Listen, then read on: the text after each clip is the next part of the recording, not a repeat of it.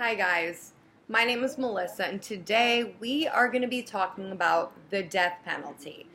I know, very controversial, very argumentative, but today we're going to keep it neutral and we're going to discuss both sides of the death penalty, my pro side and my non-death penalty side. So today we got a little bit of a subject going on here.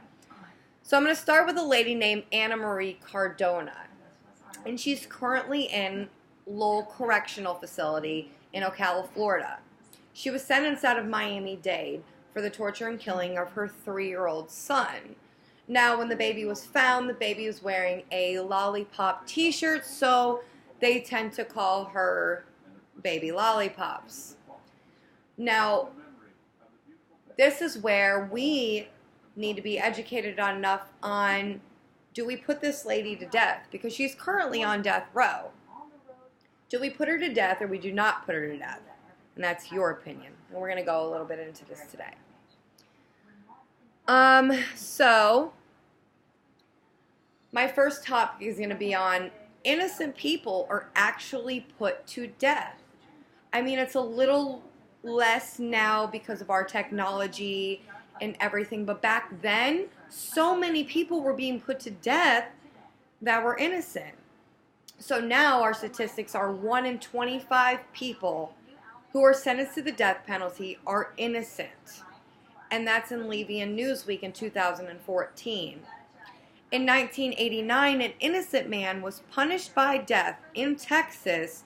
A jury confused him for another with the same name, the same height, and the same age, and that's in Pinkleton and the Guardian in 2012. Now these people, they sit on death row for so many years, and they suffer through it, so they're living the consequence. These innocent people are sitting out on death row, and is that a chance that we're willing to take, putting innocent people to death? So the next topic we're going to be talking about is, does the death penalty doesn't deter crime? So an FBI data shows that in the 14 states without capital murder, that their murder rate and their homicidal rate were actually higher. So I mean, it honestly didn't really matter where it was at or how it was at, homicide rates were higher. So the death penalty didn't do anything positive in that matter. Also, scientific studies have constantly failed to demonstrate that executions deter people from committing unlawful acts any more than a person sentenced to life without the possibility of parole. However, states without the death penalty have much lower murder rates. The South, I mean, they're responsible for 80% of executions, and they have the highest homicide rate around. How does that make any sense? So, we're actually going to talk a little bit on how expensive the death penalty is. And actually, we as taxpayers are responsible for giving our money out to pay for these trials. So the death penalty trials are 20 times more expensive than life without the possibility of parole sentences, and that's in the death penalty focus in 2013.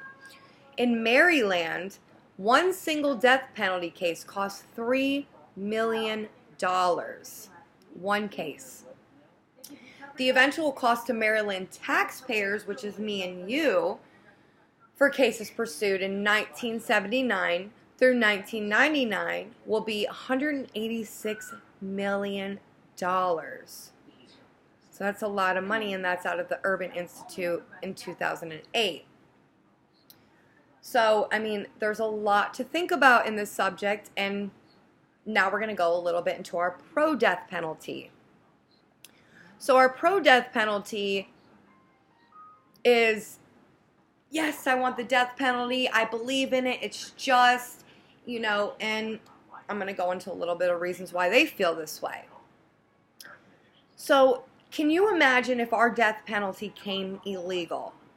Do you imagine if we were not able to put people to death? Now, the thought in people's minds are automatically going to be, there's no bad punishment for the crime that I commit today. I can go do whatever, rob whoever, kill whoever, and literally the only thing bad that's going to happen to me is I'm going to get served 3 meals a day. And, you know, so if the death penalty was illegal, we would have people running around because there would be no consequences for their actions. And also, another negative to taxpayers is if we didn't have the death penalty sentence, can you imagine what it would do to our jails and institutions? They are overflowing with inmate population right now. Funds are low.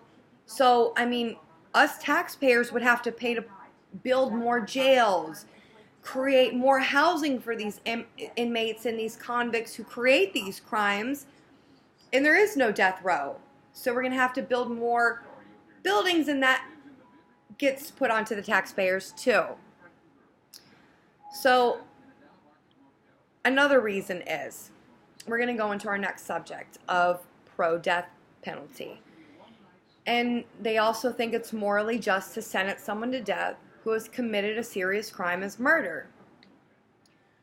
So technically, capital punishment is an expression of society's outrage at an offensive murder. This is society expressing how they feel. So, and then also retribution. Why should someone who killed an innocent person be left to live while the innocent person is dead? So these are just a few things that I've given you to listen to and think about and form your own opinion on. I hope everything was helpful today, and I hope everybody has a great day.